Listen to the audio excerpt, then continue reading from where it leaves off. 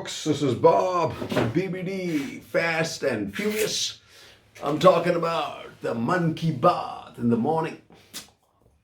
As banal as it can be, he's telling us, hey, don't fear the vaccines. We're not stupid, right? That really is not the problem right now.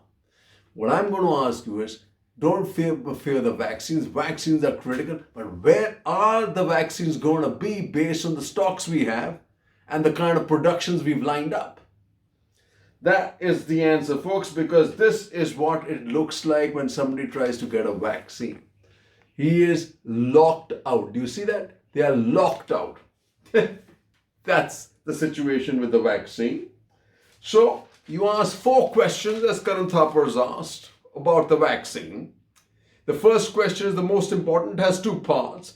Given that as far back as May or June last year, when Pfizer, Moderna, AstraZeneca were working on a 2-dose vaccine, we knew that 75% of the Indian population has to be fully vaccinated. We would need 2 billion doses. Given that we also knew our total nationwide production capacity could not deliver 2 billion doses in the required time frame, wasn't it obvious the government needed to take immediate steps to ramp up our production capacity? This isn't rocket science. Absolutely, folks. Let me come to a second key question. As far back as May or June, Serum Institute decided to risk its own money. Did the Indian government take a similar step? If not, why not? Did it not believe that this was wise and necessary? You folks answer that, right? All the bucks. Third question. At the end of 2020, the government reached an agreement with Serum Institute to buy 100 million doses at $200, 200 rupees each. That is one of the lowest prices in the world. But in January, when it placed a firm order, it was only for 11 million. Why? This is the big why. Then it ordered 20, 10. Why? Finally, my last question. Nearly 3 weeks ago, Serum asked for 3,000 crore to boost its manufacturing capacity. By now, the government knew India was short of vaccines while the second surge was escalating exponentially. Yet it took 2 weeks for it to respond. Why? Okay? And this is something that really makes me laugh. The RSS guy, the new fella, General Secretary, what's his name? Number 2 asked, anti-India forces might use COVID crisis to steer mistrust, folks. The enemy is within. It's their leadership. Nobody is going to be we are the far more destructive enemy internally. Let's not worry about what's going to come from the outside. Again, continued spin. These guys should be in the Indian cricket team, man. Our spinners are not doing too well. Here's how bad the situation is. Will hang anyone blocking oxygen supplies, warns Ed. See, let me just tell you, a close friend of mine, an old colleague, her brother just passed away yesterday. Lack of oxygen, only 49 years old, at Deen Dayal Upadhyaya Hospital. Her sister-in-law battling for life. That's the reality, folks. And here, nurses steal dying patients' remdesivir, try to auction it. This is what we are coming to, folks. Everything in short supply. He gets up in the morning and tells us, take the vaccine, don't fear the vaccine. Those days are gone. Right?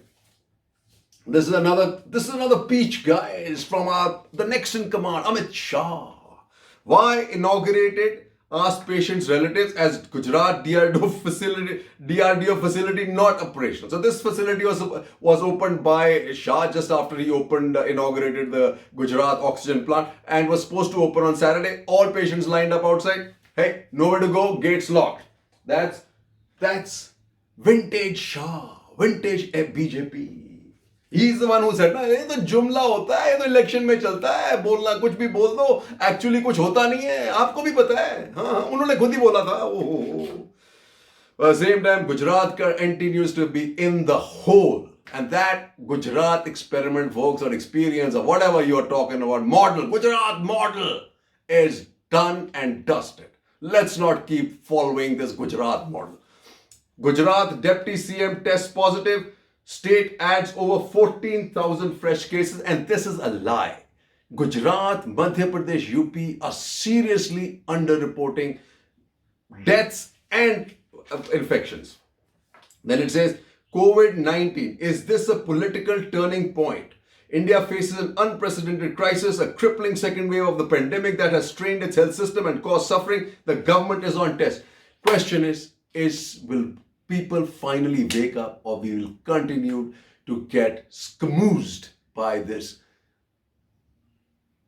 headline grabbing government? And I suspect, folks, because the economy is not going to come up in the next election, we are still going to be remembering it. I expect divisive politics.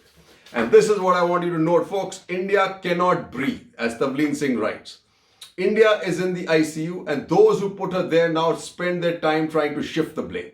The charge from victory over COVID to gasping for oxygen began in the last week of January this year, when the Prime Minister proudly declared that India had not only defeated the pandemic, but had been an inspiration for other countries. And UP, or to top it all, UP, they had advertisement that he's been projected as the next savior for the world.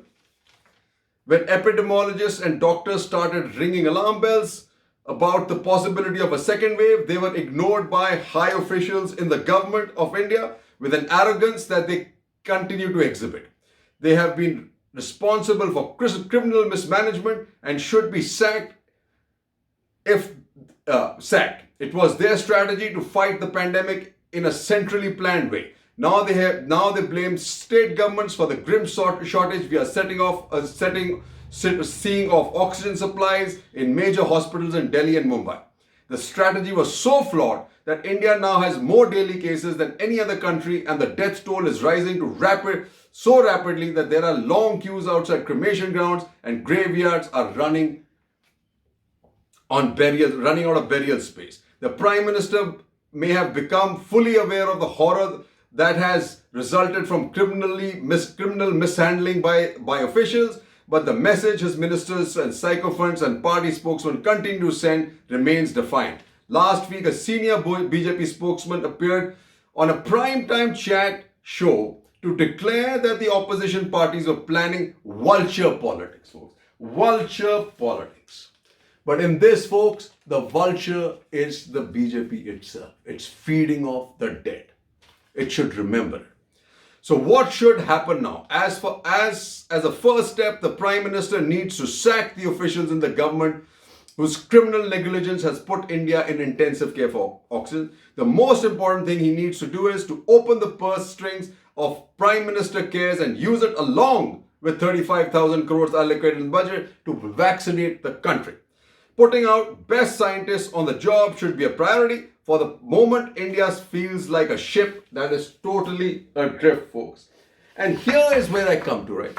How pseudoscience is coming in the way of India tackling pandemic. And this is by Chetan Bhagat. And finally, he's turned the corner, because till now he continued to somehow figure out a way to get this government out of the woodwork, right? Keep it out of flames. There are, of course, scientific Hindus, and we have many Nobel Prize winners to prove it. Unfortunately, there are also too many unscientific Hindus who dominate the country's politics and public opinion today.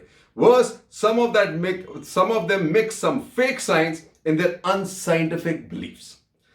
These anti-science or pseudo-scientific attitudes combined with ultra-fragile egos has cost us dear, okay? Some may even quote the innate greatness of Hindu texts that incorporate science within them. Others will say India has so much science that we invented the decimal system, or that our mythology texts talk about flying machines and advanced weapons.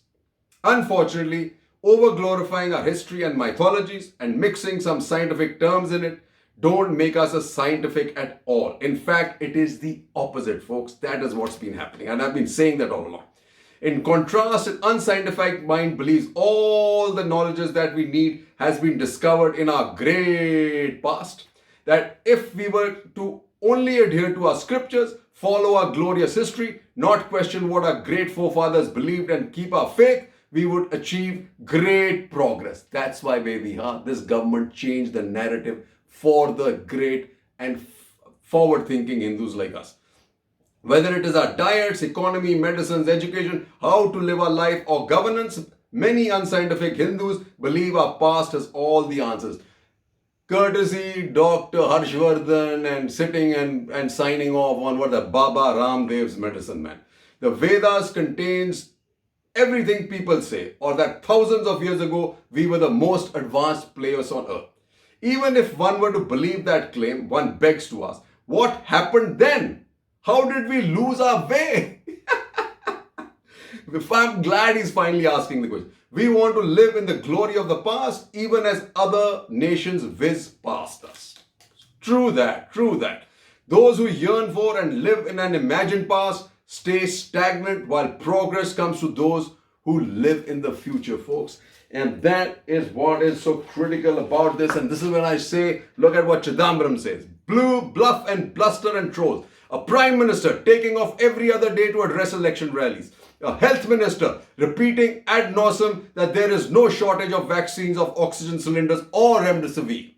A minister mocking the suggestion that foreign-made approved vaccines should be allowed to be imported. You know what he said? He is lobbying for foreign pharmaceuticals. Guess what happened after that, right? A finance minister observing silence on the demand for rupees 3,000 crores by the Serum Institute. A government not invoking the provisions of compulsory license to allow the manufacture of Covishield and Covaxin. State governments faking the infections and death tolls in the face of the hard truth of ambulances and patients lined up outside hospital. The government allowing a vaccine manufacturer to fix multiple prices. A ruling party MPs continuing to be mute spectators and afraid to speak when a catastrophe is descending on the country, folks. And that's what it is. And guess who let us down, as Soubik Chakravarti writes? Did our Sarkari scientists fail us? He says, but while we blame us, those whom we voted for, let's not forget to blame one group that escapes almost all blames in all circles. The permanent bureaucracy, and in this case, especially the official scientific establishment. Here is the story of Dr. Fauci, how he stood up to Trump, folks. Where is that same person in India? Tragic, kiss ass, cheers.